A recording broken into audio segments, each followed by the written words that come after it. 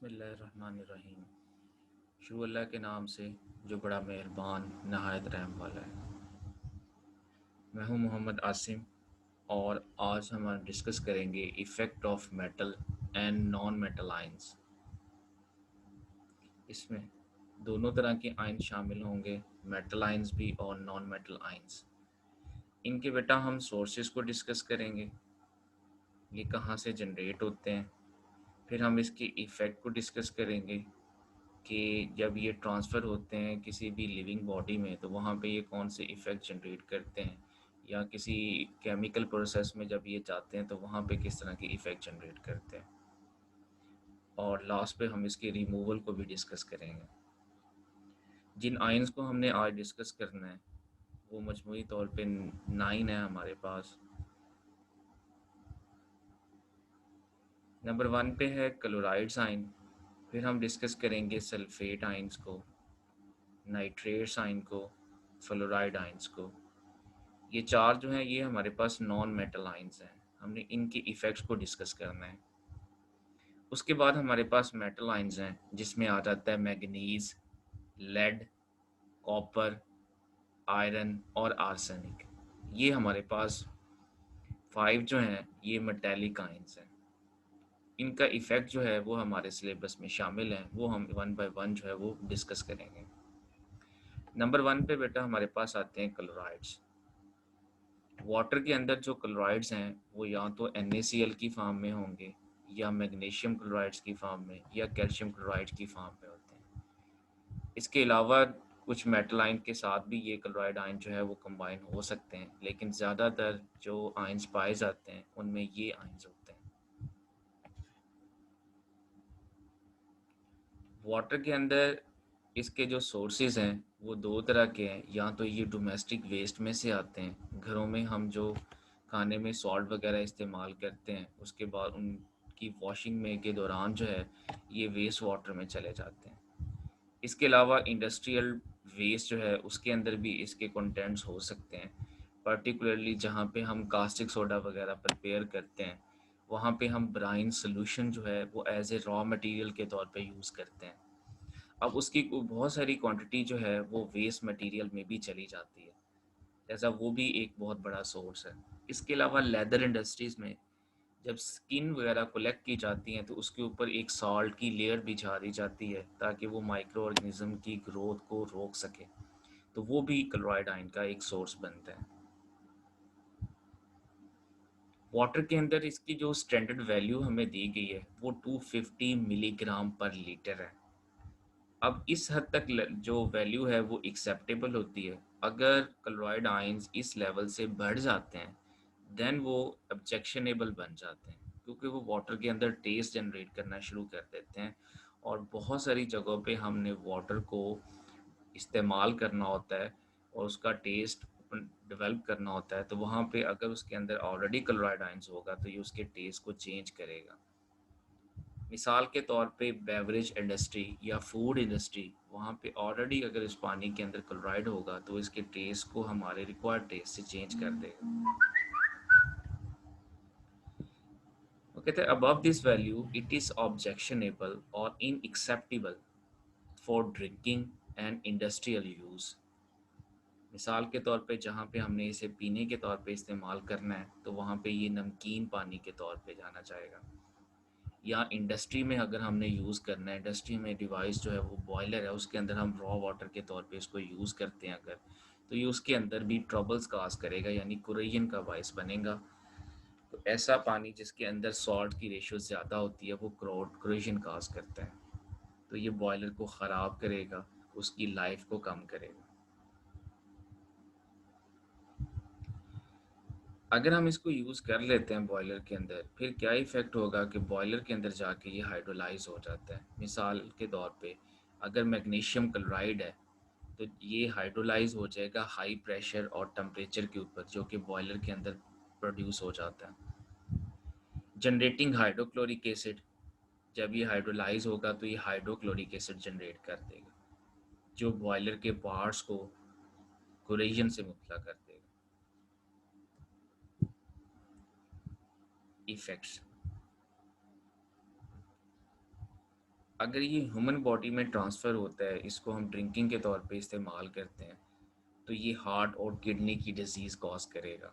Heart attack के chances बढ़ जाते हैं, किडनी फेलियर के चांसेस बढ़ जाते हैं, क्योंकि किडनी को ज़्यादा वर्क करना पड़ता है इन क्लोराइड आयन को फ़िल्टर करने के लिए। जब उसकी वर्किंग ज़्यादा होगी तो उसके फेलियर के चांसेस भी ज़्यादा होंगे। इसके अलावा ये क्राउड मेटल्स धातुओं को जंग लगा देता है and effect the taste of food products, और अगर हमने इसको फूड प्रोडक्ट्स वगैरह में इस्तेमाल किया तो ये उसके टेस्ट को चेंज कर देगा हमारी रिक्वायर्ड टेस्ट से।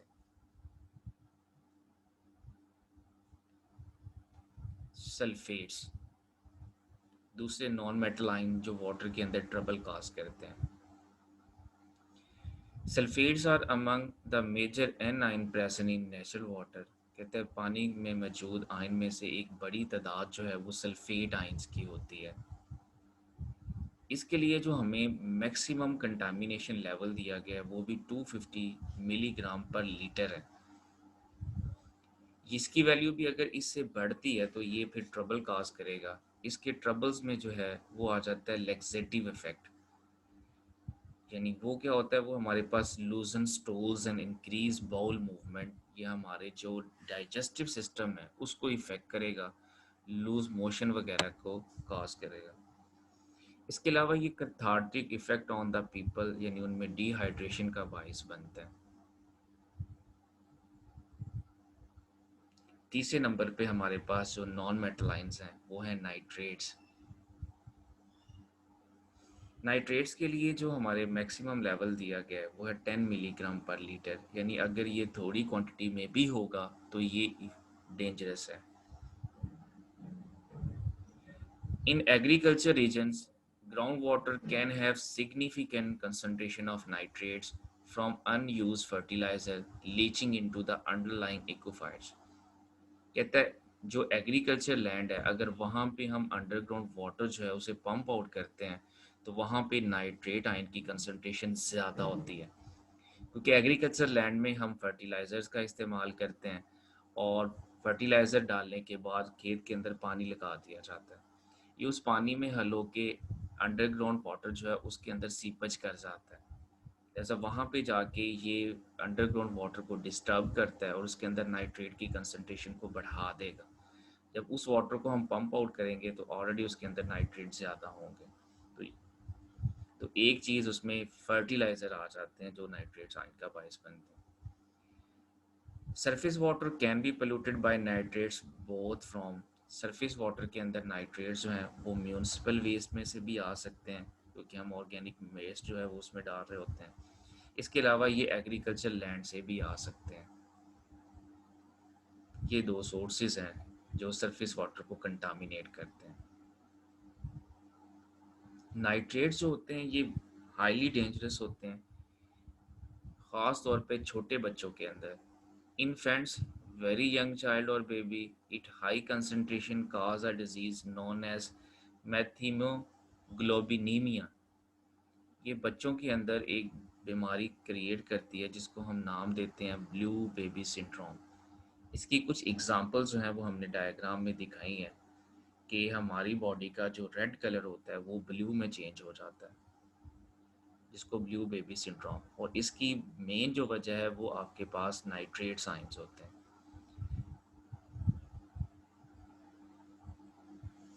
In the intestine of infants, particularly those below 6 months of age, छोटे बच्चों की स्मॉल इंटेस्टाइन के अंदर ये नाइट्रेट साइन जो हैं ये अपने आप को रिड्यूस कर लेते हैं और ये कन्वर्ट हो जाते हैं नाइट्राइट साइन में। जब इनकी रिडक्शन होती है तो बेसिकली ये ब्लड के अंदर मौजूद जो आयरन है उसको ऑक्सीडाइज कर रहे होते हैं।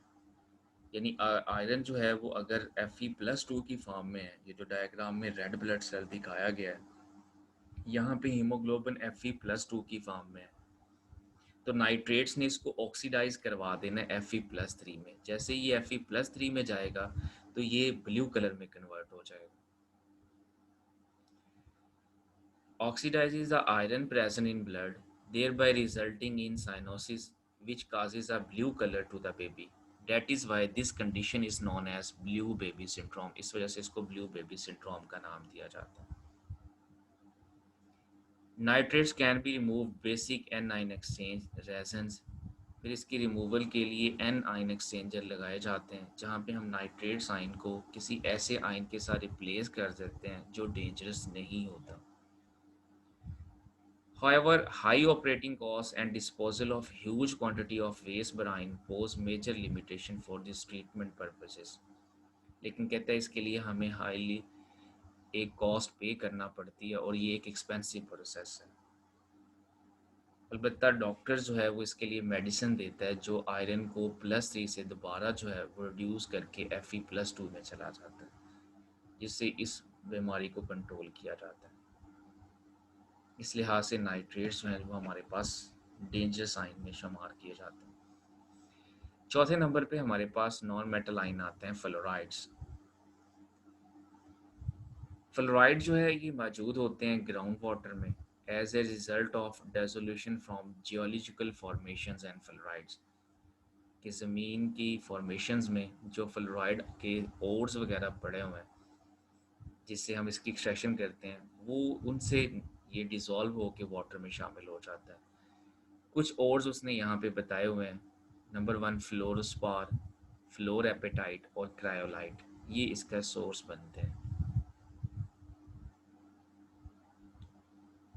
नंबर 1 कंटामिनेटेड डोमेस्टिक वेज सीवज, घरों के अंदर हम फ्लोराइड का इस्तेमाल करते हैं टूथपेस्ट के अंदर या कैल्शियम की टैबलेट्स की फॉर्म में, तो ये भी एक सोर्स आ जाता है हमारे पास फ्लोराइड आयन का, क्योंकि जब हम ब्रश करते हैं तो उसके बाद जो उसका वेस्ट होता है वो हम सीवरेज वाटर में रिलीज़ कर देते हैं, तो उसके अंदर भी फ्लोराइड आयन की कंसनट्रेशन होती है।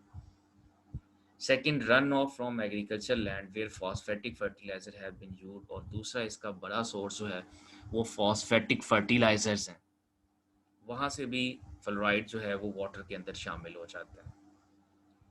फॉस्फेटिक फर्टिलाइजर में contain 0.5 to 4% of fluorine by weight as an impurity, उसके अंदर जो फ्लोरीन की कंसंट्रेशन होती है वो 0.5 to 4% होती है। The fluoride concentration found in some water sample is 1.5 to 6 milligram per litre, और कुछ वाटर सैंपल के अंदर इसकी कंसंट्रेशन 1.5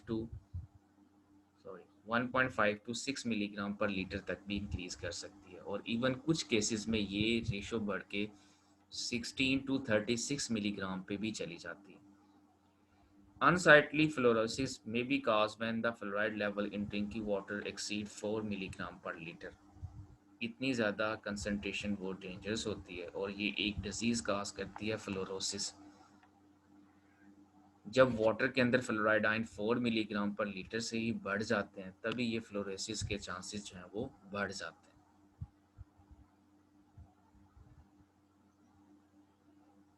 स्टैंडर्ड जो वैल्यू रिकमेंडेड है वो है 0.7 to 1.2 milligram per litre.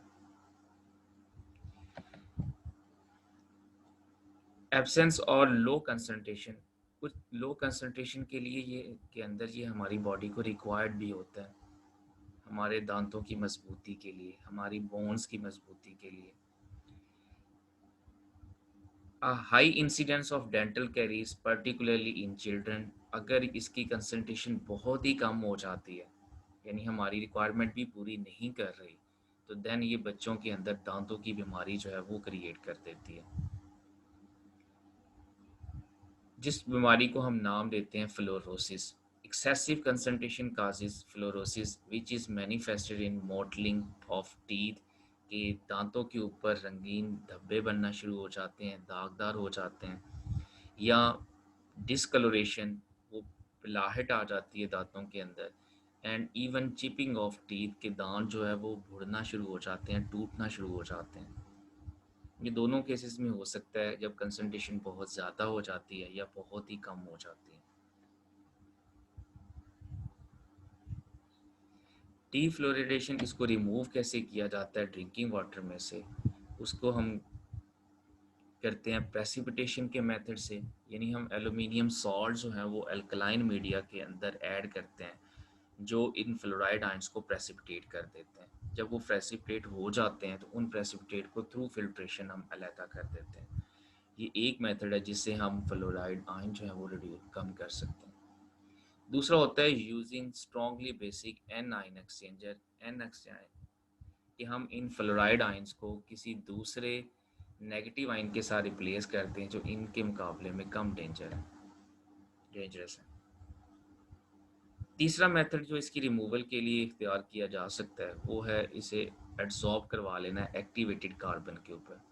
Activated carbon porous surface होती है जो अपनी बॉडी के ऊपर जो इन आइंस को एड्सॉर्ब करवा लेती है, जैसे इस तरह से इनको हम रिमूव कर सकते हैं।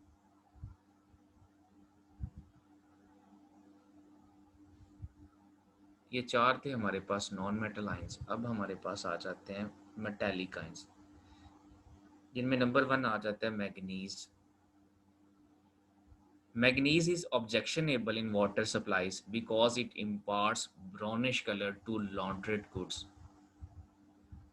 ये मैंगनीज इस वजह से ख़तरनाक है क्योंकि ये पानी के अंदर ब्राउन कलर जनरेट कर देता है और ये हमारी लॉन्ड्री की जो प्रोडक्ट्स हैं उसको डिस्ट्रॉय करता है, उसके अंदर कलर जनरेट कर देता है क्लॉथ्स वगैरह के अंदर। It also effect the table of beverages. इसके अलावा ये हमारी जो फूड आइटम्स हैं उसको भी डिस्टर्ब करता है, जिसमें कॉफ़ी आ जाता है, टी आ जाता है, क्योंकि ये उनके अंदर उसके टेस्ट को चेंज करके मेडिसिनल टेस्ट में चेंज कर देता है। इसके लिए जो हमें सेकेंडरी मैक्सिमम कंटामिनेशन लेवल दिया गया है वो 0.05 मिलीग्राम पर लीटर है, यानी ये भी लो कंसंट्रेशन के अंदर ही डेंजरस होता है। 6 नंबर पे हमारे पास आ जाता है लेड। लेड हैवी मेटल्स में आता है और ये डेंजरस होता है। द ब्लड फॉर्मिंग सिस्टम, ये इफ़ेक्ट करता है हमारे ब्लड फॉर्मिंग सिस्टम को, लीवर को इफ़ेक्ट करता है, हमारे नर्वस सिस्टम को, दिमाग को इफ़ेक्ट करता है, and renal system of the human body, हमारी बैक बोन्स को इफ़ेक्ट करता है और हमारे यूरिनरी ट्रैक को इफ़ेक्ट करता है। Blood lead level 0.8 to 0.1 microgram per litre है। इसकी कंसंट्रेशन बहुत ही थोड़ी भी हो तो ये इफ़ेक्ट करती है। ख़ास तौर पे ये हमारे इंजाइमेटिक एक्शन को डिस्टर्ब कर देता है। हमारी बॉडी का पूरा फंक्शन जो है वो एंजाइम परफॉर्म कर रहे होते हैं, ऐसे ये एंजाइम के एक्शन को डिस्टर्ब कर देता है। It can alter physical and mental development in children, ये बच्चों के अंदर फिजिकल डिसऑर्डर भी क्रिएट कर सकता है और ये उनके अंदर मेंटल डिसऑर्डर भी क्रिएट कर सकता है। बच्चा दिमागी तौर पे और फिजिकली तौर पे माजूर हो सकता है अगर उसको इसकी कंसंट्रेशन जो है वो ज़्यादा अमाउंट में दे दी जाए तो। Decrease attention span and hearing, ये बच्चों की तवज्जो को, फोकस करने की एबिलिटी को और उनकी कुव्वत समात को मुतासर करता है। In older people lead can increase blood pressure, और बुज़ुर्गों के अंदर ये ब्लड प्रेशर के प्रॉब्लम को क्रिएट करता है, उनका लेवल जो होगा वो बढ़ जाता है blood pressure. In drinking water lead pollution में काज फ्रॉम पाइप सोल्डर, और इसकी बड़ी वजह जो होती है वो पाइप सोल्डर, जहाँ पे हमने पाइप्स को जॉइंट लगाए होते हैं, उन पर्टिकुलरली उन पाइप्स को जहाँ से हम वाटर जो है वो सप्लाई करते हैं, तो उसके अंदर जहाँ पे आपने सोल्डर्स लगाए हुए हैं लेड के, तो वहाँ से लेड डिज़ोल्व होके ड्रिंकिंग वाटर में शामिल होता जाएगा जो इसकी कंटामिनेशन करेगा। इसके बाद हमारे पास आ जाता है कॉपर। कॉपर भी हैवी मेटल्स में आता है। Impart undesirable taste to drinking water, ये वाटर के अंदर टेस्ट जनरेट करना शुरू कर देता है।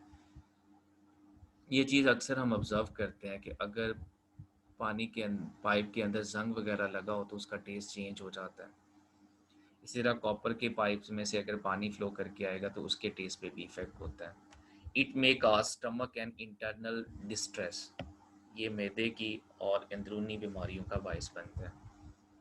It may also cause Wilson disease, ये विल्सन डिजीज़ काज करता है जिसमें वॉमिटिंग आ जाता है, weakness, fluid buildup in the abdomen, swelling of the legs, yellow skin and itchiness।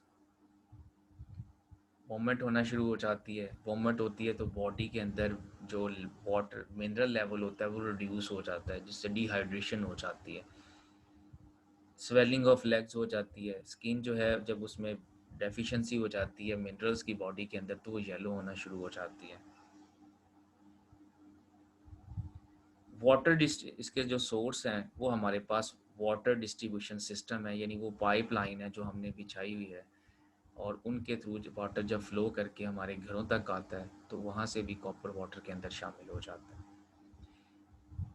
अब इसको रिमूव कैसे किया गया है? A type of polyvinyl chloride called PVC is used to replace copper. अब वो जितने भी कॉपर के पाइप्स हैं उसको हमने रिप्लेस कर दिया है पीवीसी पाइप यानी प्लास्टिक के पाइप के साथ, अब उसको रिप्लेस कर दिया गया है। तो उससे काफ़ी हद तक इस ये प्रॉब्लम जो है वो कम हो गया। नंबर 8 पे आ जाता है iron. Iron is objectionable in water supplies because it imparts unacceptable brownish color to laundry goods. Iron जब Fe+3 फॉर्म में चला जाता है तो ये ब्राउन कलर का हो जाता है, जैसे कि जंग आप लोगों ने देखा होगा, वो ब्राउन रंग का होता है। ऐसे पानी के अंदर जिसमें ये होगा, अगर उसमें हम वॉशिंग करते हैं तो ये कपड़ों के ऊपर जो है वो रंग छोड़ जाएगा, उसके कलर्स को डिस्टर्ब करेगा। It also effect the taste of beverages like tea and coffee. ये भी पानी के टेस्ट को चेंज करेगा, क्योंकि उसमें रंग जो होता है उसका एक टेस्ट आ रहा होता है। इसके लिए जो हमें लेवल दिया गया है, कंटामिनेशन लेवल, वो है 0.3 मिलीग्राम पर लीटर। इससे ज़्यादा जो है ये ऑब्जेक्शनेबल बन जाता है।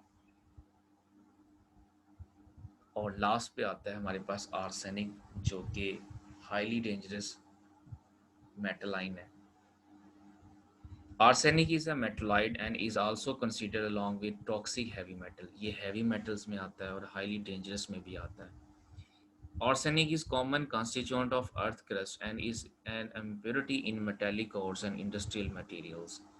हमारी जो अर्थ क्रस्ट है उसकी मैन्युफैक्चरिंग में भी आर्सेनिक शामिल है। इसके अलावा मेटालिक ओर्स, जब हम मेटल्स की एक्सट्रैक्शन करते हैं तो उसके अंदर भी ये इम्प्योरिटी के तौर पे कुछ ना कुछ मौजूद होता है। और तीसरे नंबर पे जो हमारे पास इंडस्ट्रियल मटेरियल्स हैं उससे भी ये आर्सेनिक जो है वो शामिल हो जाता है।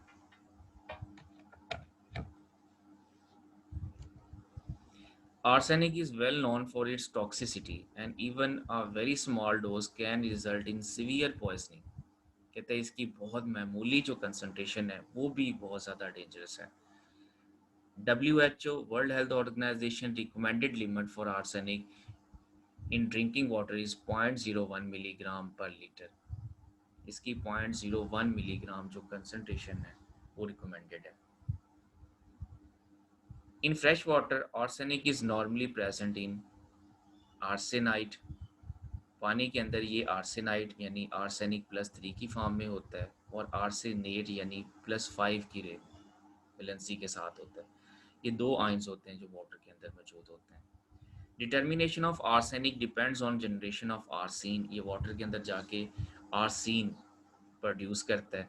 Its reaction with silver diethyl dithiocarbamate which develop a color and measurement of the color intensity by spectrophotometer। अब अगर हमने इसकी कंसंट्रेशन को चेक करना है तो ये वाटर में जाके आर्सीन जो है वो प्रोड्यूस करता है, जो रिएक्शन करता है सिल्वर डाईथायोकार्बोमेट के साथ और एक कलर जनरेट करेगा। यानी हम इन्हें ये सिल्वर डाईथायोकार्बोमेट सिल्वर उसमें पानी के अंदर डाल देना है तो कलर जनरेट हो जाएगा। वो कलर की क्या कंसंट्रेशन है या क्या इंटेंसिटी है उसको फिर हम स्पेक्ट्रोफोटोमीटर से जज कर लेते हैं, मेजर कर लेते हैं। तो उस कलर की इंटेंसिटी से हमें वाटर के अंदर मौजूद जो आर्सेनिक है उसकी इम्प्योरिटी का अंदाज़ा हो जाता है।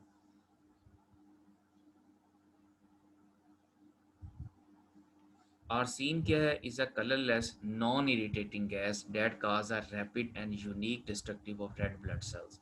ये भी जाके हमारे जो ब्लड है उसको डिस्टर्ब करता है, उसके रेड ब्लड सेल्स को डिस्ट्रॉय करना शुरू कर देता है। And may cause kidney failure, और ये हमारे जो किडनी है उसके फेलियर का भी बायस बन सकता है, एंड इवेंटली डेथ। और अगर एक्सपोजर इसका ज़्यादा है या इसकी फॉर्मेशन ज़्यादा है तो डेथ भी हो सकती है। Most cases of arsenic gas poisoning occur due to use of acid on crude metals। ज़्यादा आर्सेनिक गैस प्रोड्यूस होती है जब हम ओर्स यानी क्रूड प्रोडक्ट जब यहाँ से हम एक्सट्रैक्शन करते हैं उसके ऊपर हम आर्सेनिक गैस को फॉल करवाते हैं। Which one of them are both may be contain arsenic as an impurity, जिसमें मेटल के अंदर वो मेटल या वो और जिसके अंदर आर्सेनिक जो है वो मौजूद होता है। ये कहाँ कहाँ से आ सकता है, इसके सोर्सेज क्या हैं? एक इसके नेचुरल सोर्सेज हैं, जैसे अभी हमने डिस्कस किया कि मेटल ओर्स में से आ जाता है। नंबर टू, इंडस्ट्रियल सोर्सेज हैं, जैसे कॉटन इंडस्ट्री है, फोटोकॉपिंग है। फोटोकॉपी में सिल्वर ब्रोमाइड जो है वो डेवलपमेंट में इस्तेमाल होता है, फिल्म डेवलपमेंट में। इसके अलावा हाई स्पीड कंप्यूटर जो है उसकी मैन्युफैक्चरिंग में भी आर्सेनिक इस्तेमाल होता है। ये इसके इंडस्ट्रियल सोर्सेज हो जाते हैं। और लास्ट पे फ्रॉम सेल्फ एडमिनिस्ट्रेटिव सोर्सेज हैं, यानी जो हमने चीज़ें बनाई हुई हैं खुद मैन मेड जो हैं उसके अंदर भी ये होता है। उसमें हमारे पास आर्सेनिक कंटेनिंग इंसेक्टिसाइड्स आ जाते हैं, हर्बिसाइड्स हैं, रोडेंटिसाइड्स हैं, unintentionally by children or deliberately in suicide attempts by adults। इसके अलावा ये बच्चों में अनइंटेंशनली उन्होंने इन चीज़ों को अगर डिस्टर्ब किया है, इंसेक्टिसाइड्स वगैरह को या हर्बिसाइड्स वगैरह अब तक बच्चों की एसेस हो गई है, तो वहाँ से ये बच्चों में आ सकता है। या कुछ हद तक जो है वो लोग सुसाइड में भी इसको इस्तेमाल करते हैं क्योंकि ये पॉइजन होता है। इफ़ेक्ट्स क्या है? Lead arsenide and sodium calcium arsenide are use as pesticide. इसको हम पेस्टिसाइड बनाने में इस्तेमाल करते हैं। लेड और सोडियम के साथ मिलकर इसके सॉल्ट बना लिए जाते हैं। Monosodium arsenide and diethyl arsenide acid are use as weed killers. जड़ी बूटियाँ मारने के लिए जो हम केमिकल्स बनाते हैं उसके अंदर भी हम इसको इस्तेमाल करते हैं। इसके अलावा फ्लोरोक्रोम आर्सेंटल फिनाइल और chromated copper arsenide are use as wood preservative. लकड़ी को दीमक से बचाने के लिए जो केमिकल बनाया जाता है उसके अंदर भी हम इसको इस्तेमाल करते हैं। Arsenic pollution of environmental also result from its release into air by smelting of ores। जब हम मेटल्स को एक्सट्रैक्ट करते हैं उसको फिर हम हीटिंग करते हैं, उसको हम स्मेल्टिंग बोलते हैं, वहाँ से भी आर्सेनिक जो है वो एयर में जा सकता है। इसके अलावा कंबस्शन ऑफ कोयले के अंदर आर्सेनिक के कंपाउंड होते हैं। जब कोयले को ओपन एयर में आप लोग बर्न करोगे तो वहाँ से आर्सेनिक भी एयर में जाएगा। And through use of arsenic pesticides, और ऐसे पेस्टिसाइड जिसके अंदर आर्सेनिक है वहाँ से भी ये हमारे पास एयर में जा सकता है और वाटर में जा सकता है। Arsenic compound are also use in livestock and poultry farming. इसे लाइव स्टॉक और पोल्ट्री की प्रोडक्ट्स के अंदर भी इस्तेमाल किया जाता है। Arsenic can cross placental membrane. ये बच्चों की जो प्लेसेंटल मेम्ब्रेन है उससे क्रॉस कर सकता है and is known to be teratogenic to animals, और एनिमल्स के लिए ये डेंजरस होता है। Induces skin lesions and may lead to development of skin cancer. ये हमारी स्किन को बहुत ज़्यादा मुतासर करता है और इवन ये स्किन कैंसर का बायस भी बन जाता है। Inorganic arsenicals can cause lung cancer in humans, और ये हमारे जो लंग्स हैं उनके अंदर भी ये कैंसर काज कर सकता है अगर इसका एक्सपोजर जो है वो ज़्यादा हो जाता है, यानी हम हाई कंसनट्रेशन में इससे इफ़ेक्ट हो जाते हैं, फिर ये हमारे लंग्स कैंसर का बायस भी बनेगा। ये बेटा आज का लेक्चर था जिसके अंदर हमने मेटल और नॉन मेटल आयंस की इम्प्योरिटीज़ को डिस्कस किया, उसके सोर्सेज को, उसके इफ़ेक्ट्स को। उम्मीद है आप लोगों को समझ आई होगी। इससे रेलिवेंट आप लोगों का कोई क्वेश्चन हो तो आप व्हाट्सएप ग्रुप में पूछ सकते हैं। Thank you very much.